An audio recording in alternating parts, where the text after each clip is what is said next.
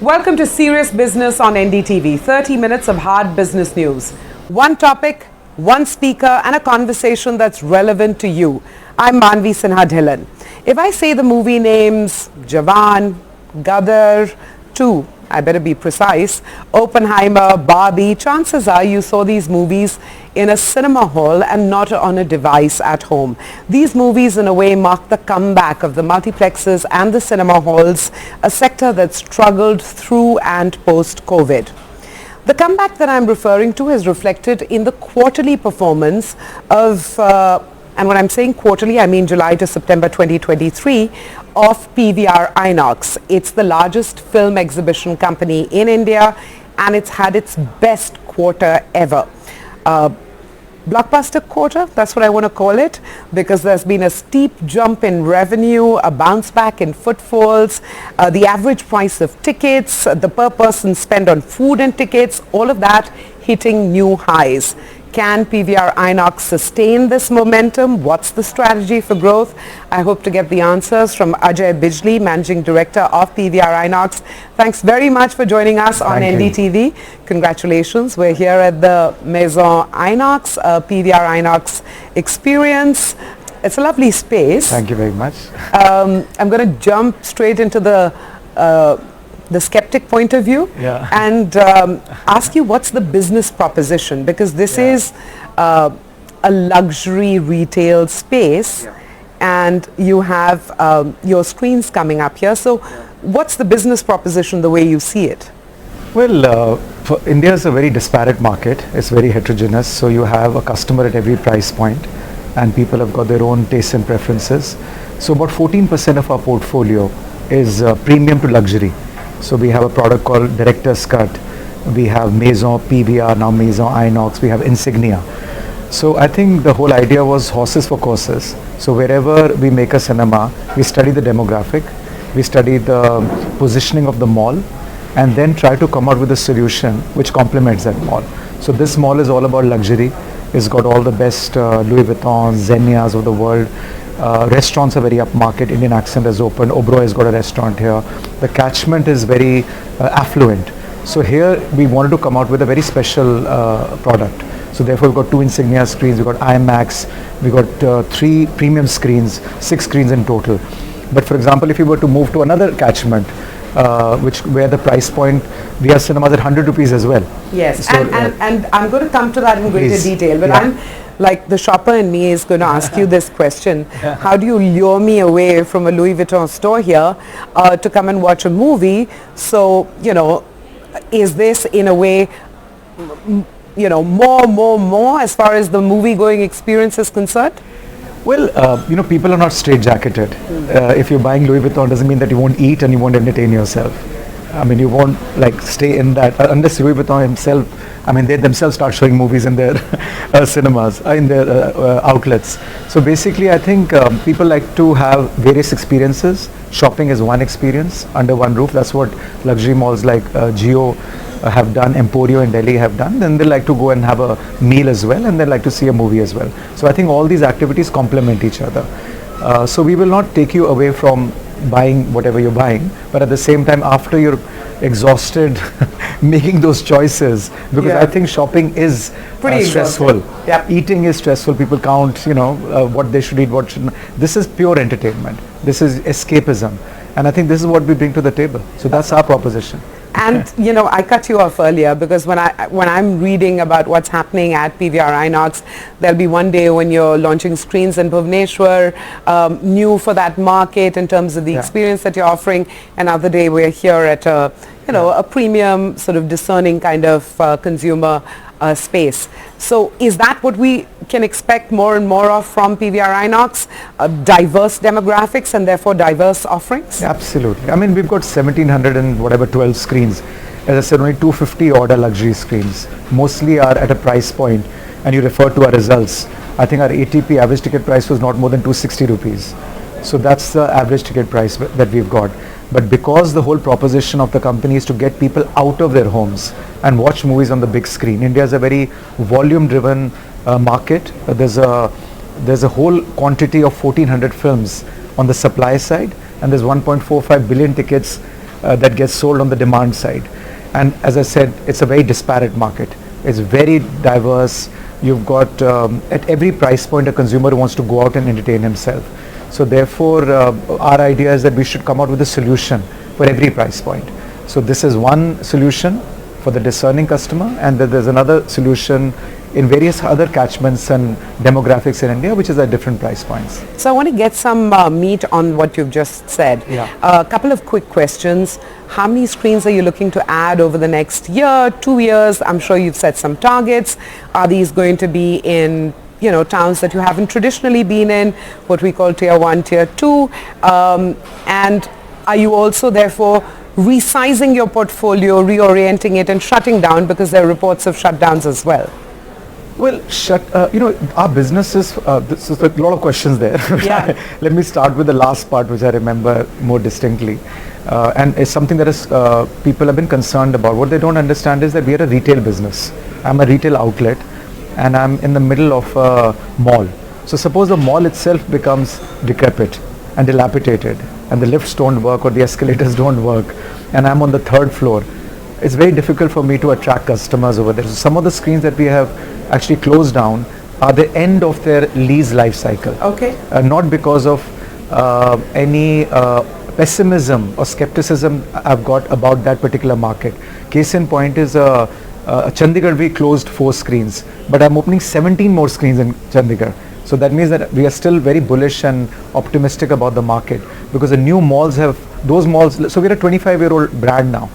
So some of the cinemas were opened long ago. So that's the reason why we're rationalizing those properties where people will not come now. They've lost their attractiveness. At the same time, we're growing everywhere.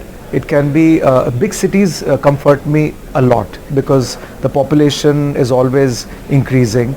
New catchments, new CBD areas are always coming up. New malls and shopping centers are coming up. So some of them are in the existing cities. For example, we're opening in Bangalore, a very big one. We've already opened 2 in Bangalore this year. We're opening another 12-screen complex, 14-screen complex in Mall of Asia. We're opening in Pune. We're opening 2 more in Bombay, in Andheri East called Sangam, then another one called Lido. Then we're coming up with new cities where actually everything has to be, all the boxes have to get checked. For example, the city must have a good movie going index. The habit should be there, which is actually generally in every city in India. The mall has to be good, the location has to be good, and our rental deal with has to be good, and the tenancy mix has to be good. Yeah. So I just don't want to open everywhere, because if you, again, as I said, because I'm a retail business, I have to make sure that every single unit that we open is not a vanity project. Yes. It's not out of ego. It's okay, does it make economic sense? Because at the end of the day, I'm a listed company. I'm responsible to the shareholders as well. So distill that into how many screen additions every year for the next few years? About 150 odd screens. We've already opened 68 just now, including this one, and in the first half of the year. And we have about 100 odd, or maybe 200 under fit out. Out of those 200, about another 70 odd, 80 will open now, and then till the financial year is over. So, zoom out and address like a fundamental question for me, which is, you're the biggest cinema exhibitor in India. Right. But when I look at the China screens, I'm saying, my God, we haven't even scratched the surface. Yeah. So where do you really want to go from here as far as PVR Inox is concerned? Well, I don't want to in fact get carried away by what's happening in China. I don't want to get carried away by what's happening in the US, because these screens, these countries have got very high screen penetration. In fact, more than what the countries, what the market demands. Can absorb. Yeah. So I think on the face of it, 70,000 China, that's not the number I want to look at. What is the correct number for China? That could be about 30,000, because some of these screens are running at single-digit occupancies. In US, massive rationalization is happening, whether it's AMC, whether it is Regal, whether it's Cinemark, whether it's Carmike. All these companies are rationalizing because they're overbuilt. I want to make sure, I want to learn from the the 2 markets, how they overgrew in their screen count. Here I again want to go back to the fundamentals. Doesn't matter what the macro picture is looking like, I want to go micro. In this particular catchment, do I need to open more screens or not more open screens? Will they give me a return on capital employed or not. So we are very careful about where we want to. And now with the merger happening with 1800 screens under our belt, there is no anxiety that we need to have more. Even if I open very good 150 to 100 high quality screens, which all give a very good result, 20%, 30% EBITDA margin, I'm very happy with that. You brought up the merger, so I'm going to bring forward a question. Yeah. You've had some time now to sort of assess the synergies and the efficiencies. Yeah. So if you had to sort of run through a checklist of how that's played out, Yeah. because you had expectations all on track? On the cost side, I'm quite happy. On the cost side, because in fact, revenue side. Let me come to the revenue side first, because revenue side, our average ticket price has improved. Our F&B after the merger has improved. Advertising has improved, and even on the cost side, some rationalizations had to happen. So we are actually on track. We'd given a guidance of in 18 months about 250 crores, and we just did our number crunching. I think in 12 months we'll be able to reach those synergy numbers, because line by line, whether it's capex, whether it's opex, it could be housekeeping contracts, it could be security, safety, all these things were happening separately. Now in the combined entity, having a very strong commercial department, we're able to get line by line improvement. A lot of Inox cinemas were not serving non-vegetarian food. So about 90% of the cinemas are serving non-vegetarian food. So I think 2/3 of those synergies were going to come from revenues, which have already come, and 1/3 is costs. COVID. I mean, it's got to have been a crushing chapter. Yeah. And I don't want to revisit that. But Thank God for that.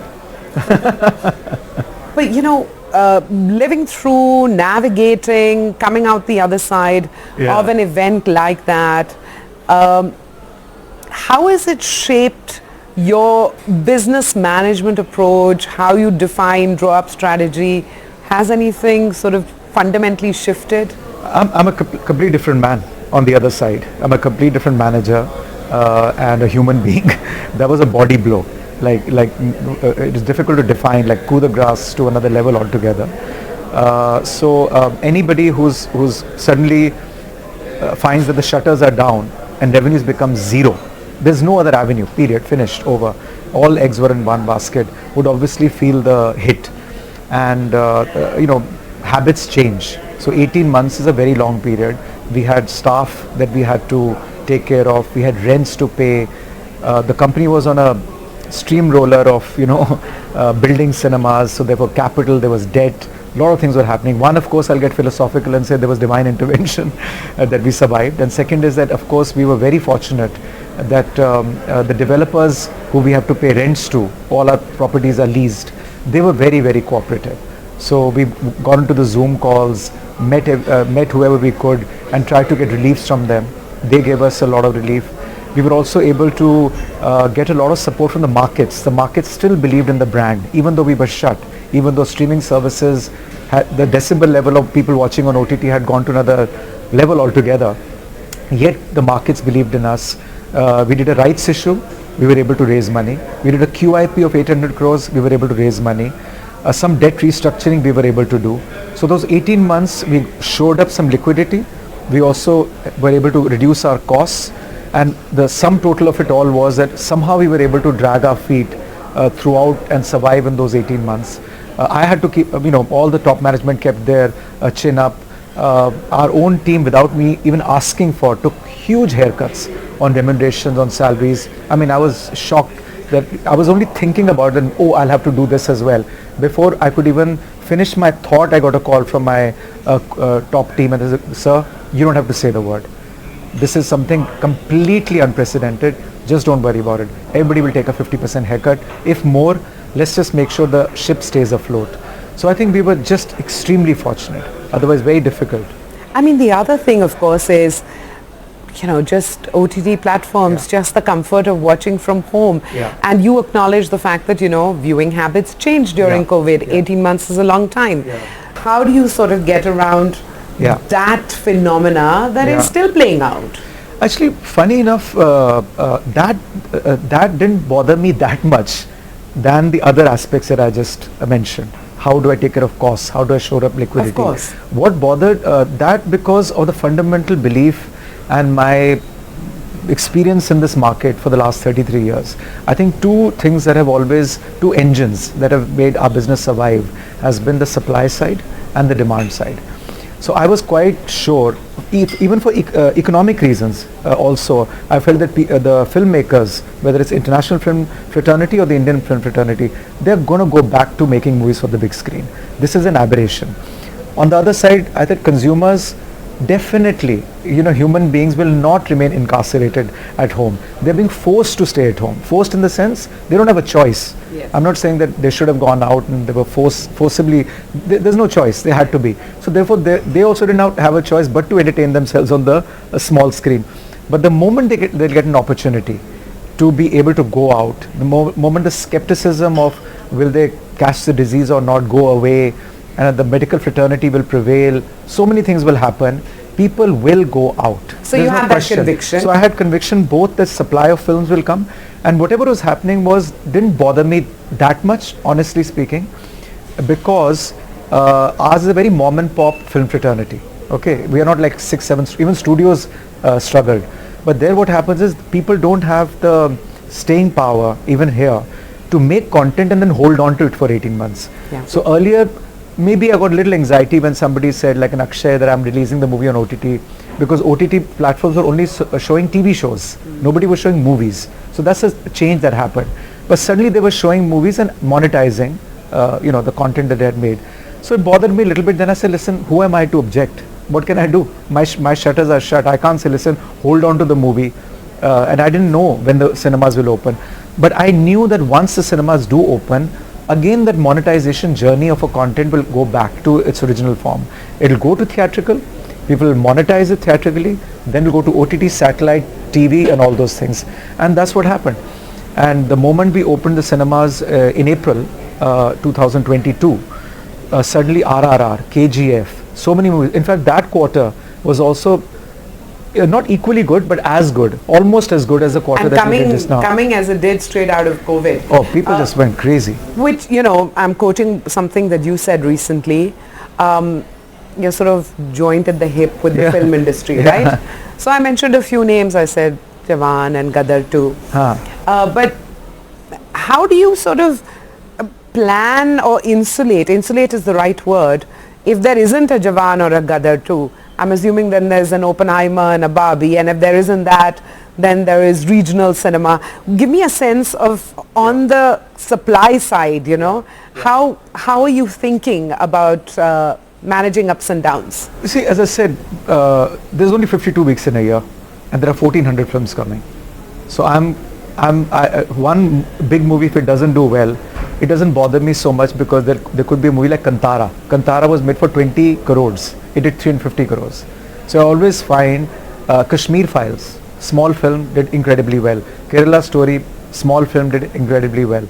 So I always find this mid-size, small-size movie. In fact, the small-size movies going to OTT bothered me more than the big-size movies, because the big movies, big-budget movies, I knew cannot recoup their investments if they go to OTT, and that's what is happening. Because how do you recoup a 100 crore, 200 crore movie that you made a production budget for? They have to go to the theaters. Only then you get that revenues. So because there's so much content coming, so much diversity of regions as well. So even regional movies, one thing positive that happened during COVID is that a lot of people started understanding what regional movies are all about. So suddenly regional movies were not regional only, they became national. Indeed, they caught the national fancy, and international. Right. International as well. So therefore, that diversity gave me comfort. That okay, even if one Jawan does not do well, there'll be other movies that can compensate for it. But of course, you need your Jawans as well. You need your tent poles, which actually just completely go out of the stadium. But this was exceptional what happened with Shah Rukh's movies. Pathan did more than 500. So this is one incredibly optimistic thing, positive thing that has happened post-COVID. These numbers were not even prevailing pre-COVID. What KGF 2 did, what RRR did, what Jawan, Pathan, Gadar 2 did, these numbers are unheard of, with the exception of Bahubali 2, which did about 1,000 crores. No other film pre-COVID has ever done, and nothing has changed. Only that people are really, if they like a movie, they connect with the content, then they just want to go back again and again. Second thing that happened is a theatrical window. That window had shrunk in the, or actually had got eliminated in COVID. So movies were straight away going to the OTT platform. Now the windows are back to 8 weeks. Now even the film fraternity have realized, doesn't matter what my budget is, there's no limit to how much the movie can earn if it meets the fancy of the consumers. Whereas if I go to the OTT platform directly, I'll get cost plus. Even the OTT platforms are very happy to see the qualitative and the quantitative performance of a movie, and then they can hedge their bets by taking okay, even if it's a Salman movie, let me see how it performs, then I'll bid for it. Even if it's a small movie, I don't want to write it off immediately. That may really improve my subscription levels. So let me see the performance, how it pans out. It could be a Fukrate 3. It could be a movie that just got released, which is doing very well, 12th Fail.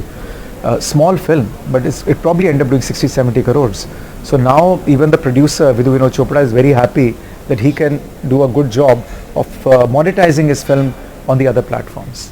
If you had to sort of share with us 2 or 3 things that you're going to be focusing on over the next 5 years, right, given everything that you've learned through the COVID experience, given the conviction you still have on the demand and supply side, and it's great to hear that, what 3 things would you list?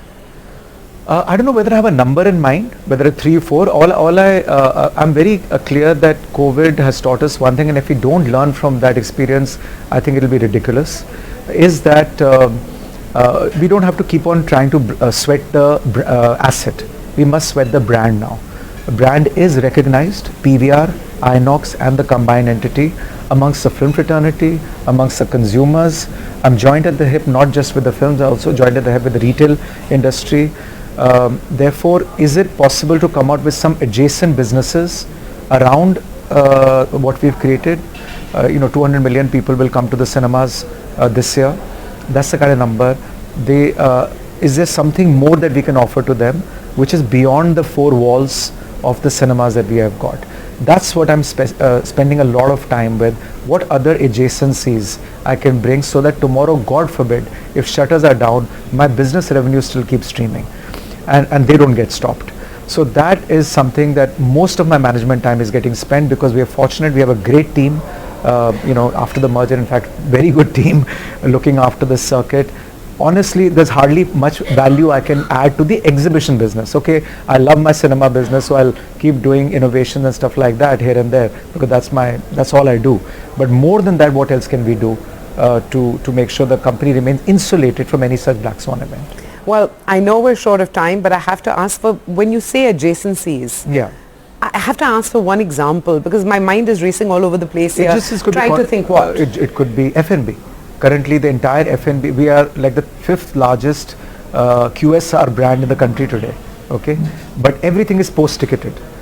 Can I do something pre-ticketed? Got it. Okay, that's one adjacency. There could be an adjacency on the content creation side. There could be some adjacency in the